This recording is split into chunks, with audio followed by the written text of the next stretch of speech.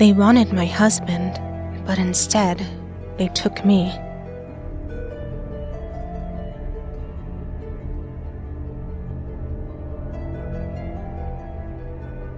Back in early August of last year, my husband 𝓜𝓾𝓼 and I went on vacation. We were going to do the tourist thing in one of the South's larger cities, but our trip was off to a rough start. We got stuck in baggage check-in for 2 hours. The self-check-in machines couldn't read our passports. When we finally got through, we got stuck in the security checkpoint and had to go through all of our luggage. Because of all this, we missed our flight, and in turn, our connecting flight and hotel transfer. We weren't pleased. After rebooking, we ended up with a total of 7 hours in delays before we got to the hotel, somewhere around 11 in the evening. At that point, it turned out we'd been double booked. They were full. I was about to explode, while 𝓜𝓼 looked ready to sink through the floor. Luckily, the hotel had a second location downtown. It was more modern, a bit more expensive, and overall nicer. As a courtesy for their mistake, we got a replacement suite, an upgrade. Finally, some good luck, right? Right. We took an Uber there. The place was practically brand new. They had this electronic system where you didn't get a key. You got a personalized code that worked on every door. 𝓜𝓼 handled the codes while I signed us in.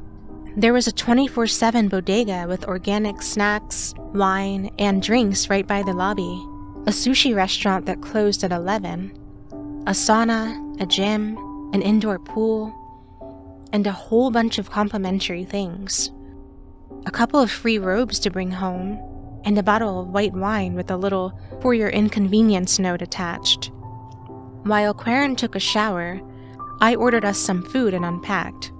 We'd been traveling all day, and all nearby restaurants were closed. As instructed, I included the code for the outer door so they could drop the bag off by our door.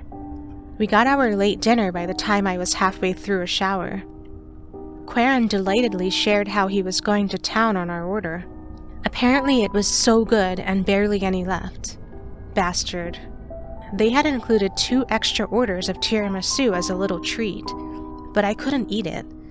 It had coconut in it, my one allergy. All in all, that night turned out pretty good.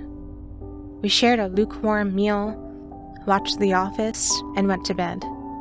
We talked a bit about our plans for the next day, picking one thing each from our prep list: a tour of the local distillery, a museum trip, dinner at the steakhouse, the good stuff. So after a long day, we called it a night.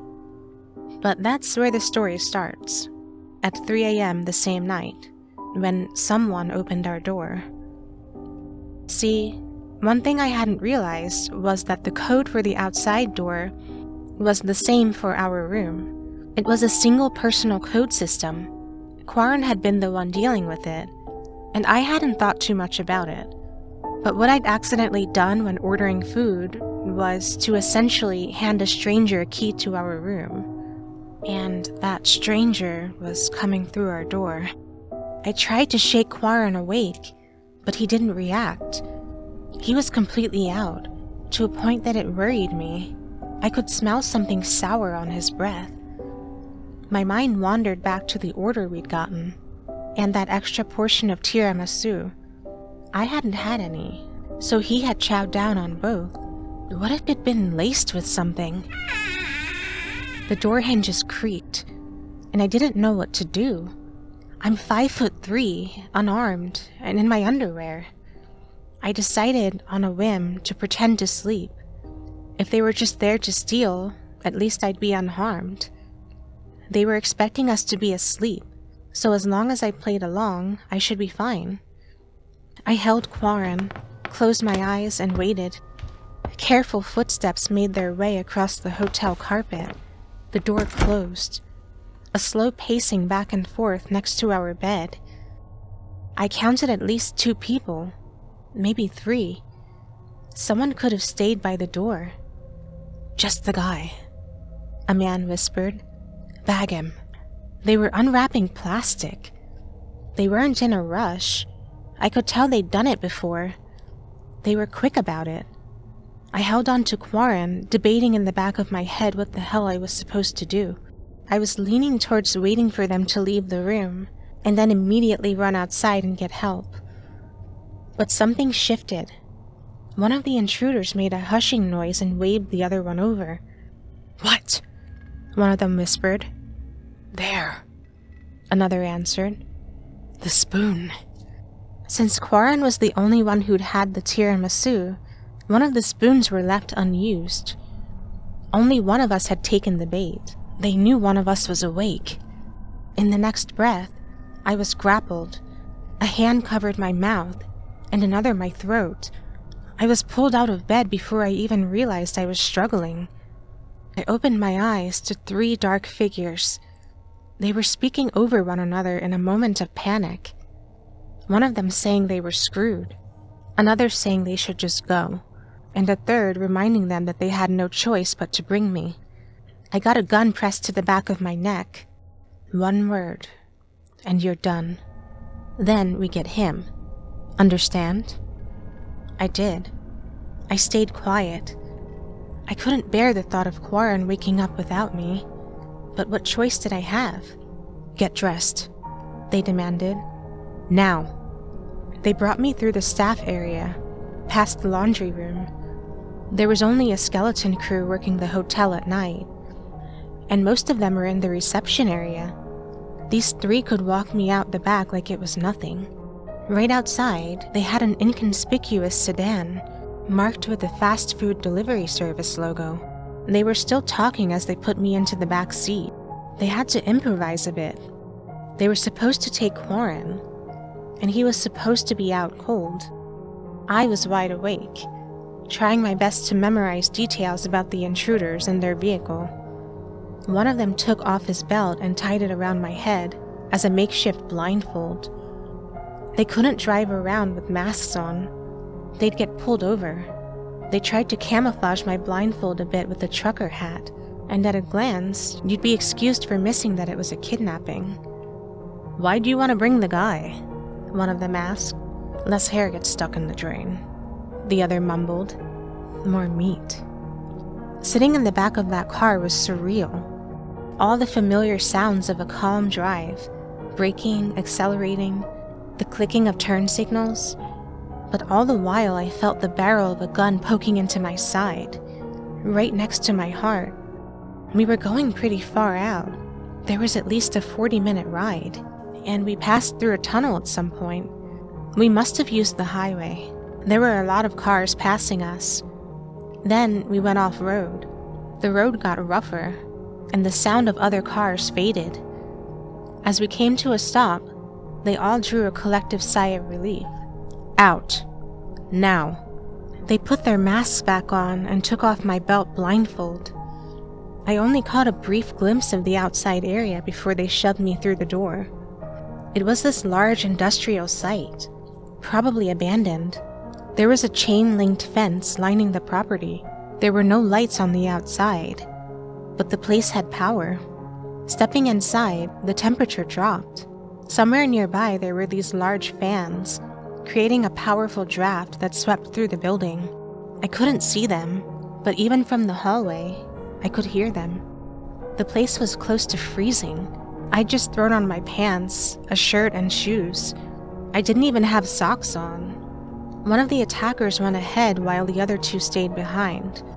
We were in this long corridor, with one door at each end, one leading outside and one leading further in. We stood there for a couple of minutes while I heard raised voices in the room up ahead. Those who stayed with me didn't say a word. They just looked straight ahead, keeping a gun aimed at me. Not a word. The door at the other end opened. The 3rd attacker returned, now in the company of what looked like a woman. She had sunglasses and a white face mask, and was dressed in what can best be described as dollar store doctor scrubs. She seemed upset and was scolding the man in a foreign language, not sure about the origin, possibly Southeast Asian. One of the two men holding me seemed frustrated. He grunted. "Hey," he said. "What's the word?" "I don't know," the doctor woman groaned. "We always pick the man." So, she scoffed. "Could affect harvest. I don't know. Hormones." She smacked something into the hands of the man next to her and turned to leave. "Prep her," she called out as she hurried through the doors. "We try." I was dragged into a big open space. It looked like an old warehouse. The doctor was nowhere to be seen. She must have gone ahead. There were doors all over, and I was taken into what looked like a shower room. They proceeded to hold me down and shave my head, these long tufts of brown hair sinking into the drain. I hadn't had short hair since I was a kid. I felt naked. It just took them a couple of seconds. They were fast, practiced. They led me to a pair of double doors. One of them checked a digital watch. Another opened and tested a padlock. There was a collection of buckets next to the door, stained by something thick and blue. Time? 4:10. 4:10 or 4:11? 4:10. Check. They made a note on a piece of paper taped to the wall. "Should we tape her?" "Doesn't matter," the one with the padlock said matter-of-factly. "Been weeks. He's hungry." And that was it. The door swung open, and I was pushed inside. The door slammed shut behind me, and I was on my own. The padlock clicked, and the chains tightened. I just stood there for a moment, not even beginning to understand what was going on. After a couple of minutes, I snapped out of it. I wasn't immediately dead, so there was time to map the place I'd been thrown in. I was in a corridor, branching off in 3 directions. I got the impression that this was built recently. The corridor was no wider than 8 feet, and had been wallpapered. Even the ceiling. It had an uncomfortable swirling pattern, a combination of white, brown, and purple. I'd never seen anything like it before. The ground was covered in a thick gray carpet. There were small fluorescent lights above, giving off this eerie illusion that the patterns on the wall were coming out. Somewhere off in the distance, there was a rhythmic thumping. It was getting closer, heavy footsteps approaching. I picked a direction and made a run for it. If you've never been chased by a predator, it is impossible to describe how it feels. It's, in a literal sense, dehumanizing. It makes you feel like less of a person. You become an animal, a thing, prey. You have to look at yourself and what you are, and what you can do, in a completely new light. It forces you to come to terms with the most honest, primal version of yourself. It's horrifying. It brought to light how long it'd been since I ran, and how impractical my shoes were. I ended up kicking them off, barely stopping. I went down one corridor, then another, then another.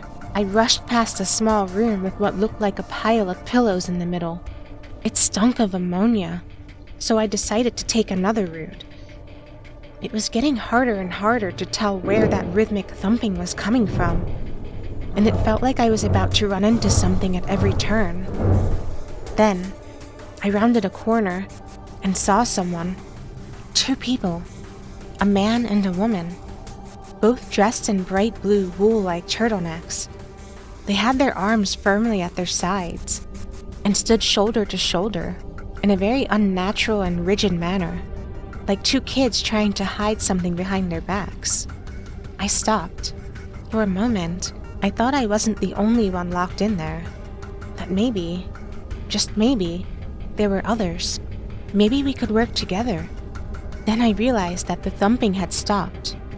The moment I saw these 2, it was as if whatever was chasing me had stopped. The 2 of them lurched forward. It wasn't a step. It was like 2 mannequins being pushed. I turned to run as the thumping resumed, this time right behind me. I ran, screaming. All your senses go into hyper-focus, and you get 100 thoughts running through your head at once. Whatever minute detail your eye accidentally latches onto is burned into your mind. To this day, I can recall the little things I noticed as I sprinted down the hall.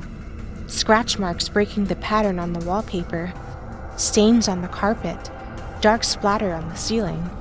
I ended up back at the room with the pillows. I decided to hide. Hurrying in, I realized it wasn't just a pillow room. This was some sort of lair. There was debris, branches, leaves, flowers, dirt. I dove right in and covered myself with as much as possible, ignoring the smell. I only had a couple of seconds. I was so panicked that I almost swallowed a flower petal, some kind of dry blue sunflower. I held my breath and hoped. The thumping grew closer. Then it slowed to a tip-tap, clicking. From where I was hiding, I could barely see anything. I could kinda see the edge of a turtleneck sweater. Then something shifted. Now I only saw the silhouette. But what I saw it didn't make sense. It was those two people I'd seen, but they were sort of moving. Their arms twisted in an unnatural angle, looking more like insect mandibles. Their heads bobbed back and forth like some kind of growth or tail. Their chests vibrated and stretched as they slowly came undone. They weren't two people. They were a single thing, pretending. Seconds later, something grabbed my leg. I was pulled out of the nest and dragged away at a violent speed. I flopped back and forth, slamming into the walls with every sharp turn. I broke 2 fingers by the second turn. I couldn't turn to see what had grabbed me, so I just turned to hold on to something. Anything. The carpet, the wallpaper, the walls, whatever I could. But the force was just too strong. There was no way. Then it stopped. I rolled over onto my back and came face to face with my attacker. And I didn't understand. To this day, I have a hard time describing it. There were so many moving parts, segmented muscles, like living steel wires, mandibles, and a beak-like mouth, patches of bright blue hair covering 4 extremities, and part of a thorax, a pulsating abdomen. Something warm dripped onto my leg, drool perhaps, or a mild acid. It had the same color as the stains in the buckets I'd seen by the door leading into this place. It was a strange blue, and for some reason, that detail just sort of stuck. There were so many little moments at once, and I couldn't even get the scope of how big it really was. It seemed bigger than me, but it could just have long limbs. I couldn't make sense of it. It seemed insectoid, but its movement seemed calculated and intelligent. Then, pain. A bright, burning pain. I mentally blocked out. I flailed, spasmed, and kicked. It had me by the leg, and something sharp had pierced my thigh, picking at my flesh. I could feel my muscle pulling away from me. It was going to snap. I've never felt so vulnerable and exposed. To feel so mortal. It scars you in ways you can't understand, unless you've been there. Then it pulled back, letting me go. Mandibles moved, clicking, hissing. I'd never seen anything like this before, but I understood it. It was such a human motion, in a way. It didn't like me. I tasted bad, and that made it angry. It disappeared down the corridor. I just lay there, panting.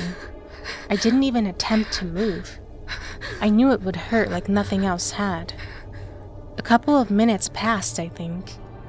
Maybe an hour. It was impossible to tell. In the distance, I could hear the rattle of the padlock. Perhaps my captors had heard my screams and figured that that thing was done with me. Either way, they were coming in. But the moment I heard the door open, things took a sudden turn. Screams and shrieks, gunfire, thumping, Popping, clicking, screeching. There was this one noise like a large rubber band snapping in two, as a scream suddenly stopped. Panicked voices growing more distant. I sat up and used my arms and one good leg to scooch away. It took a long time, but it was the only way I could move. I didn't dare to look at my thigh, but I could tell it was bad, at least a 2-inch gash. I figured it hadn't hit an artery at least, or I would be dead already. The moment I could see the double doors, I realized something had gone very wrong. The door was covered in a massive splotch of blood, still dripping. Scooching my way out the door, I saw the aftermath of something. The floor was covered in blood and viscera, some which was still moving. I couldn't tell where one person began and the other ended. My hands got slippery as I scooched down the hall, inch by inch. There was still the occasional scream. Someone was being chased. Making my way through that room was a living nightmare. Every now and then I'd recognize something human, like a hand or a piece of a leg. I just pushed through. I was doing the movement out of habit at that point. I couldn't have stopped even if I wanted to. A final scream came to a stop. All that was left was the sound of dripping, and me dragging my wounded leg across the floor. In the long corridor leading outside, I found a pile of torn fabric. I didn't want to look at it, but I could see a bit of denim in there. I recalled one of my attackers wearing jeans and decided to take a gamble. I had to feel my way through something I'm not even going to attempt to describe, but I found my car keys. As I made my way outside, I managed to prop myself up against the door and limp. Something must have hit a nerve. I had trouble moving my foot. It didn't even hurt. It just didn't work properly. I made it all the way to their car. My hands were pale white from blood loss, and I couldn't stop shaking. Looking back, there was no trace of the thing they'd kept in there. I got in, locked the doors, and took a deep breath. Looking back, I noticed something by the entrance. The doctor. She was coming out of the building, dripping with unspeakables.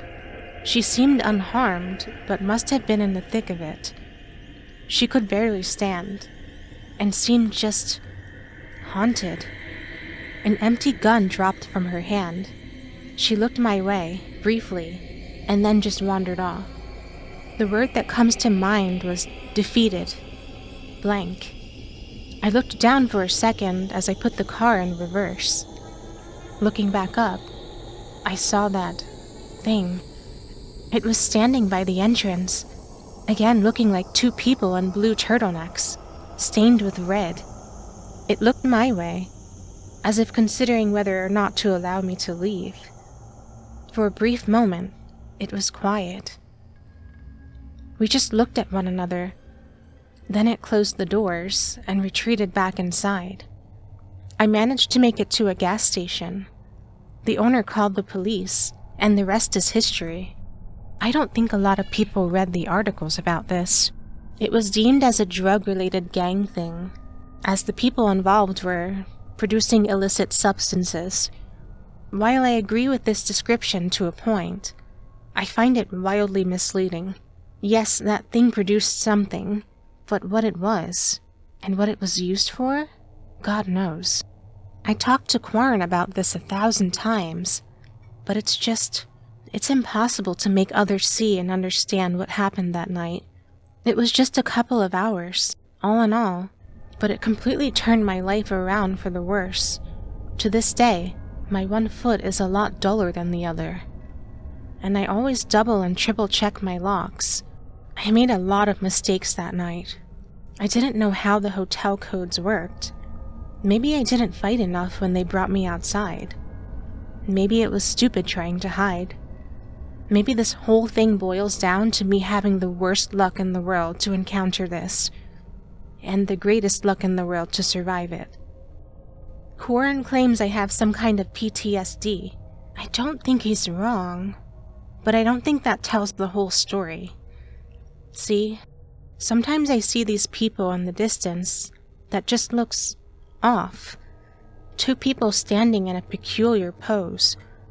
One person and two kids standing deep inside an alley, only to be gone the next time you look. I'm sure some of it is just trauma creeping back to the surface. I'm sure it is.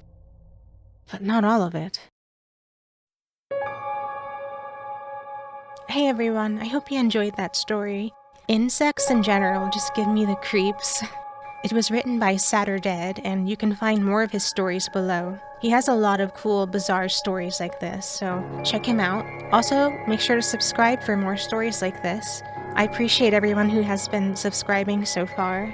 We're really close to 1,000, so I thank you guys so much, new and old subs. I appreciate you. Anyways, I'll see you next time.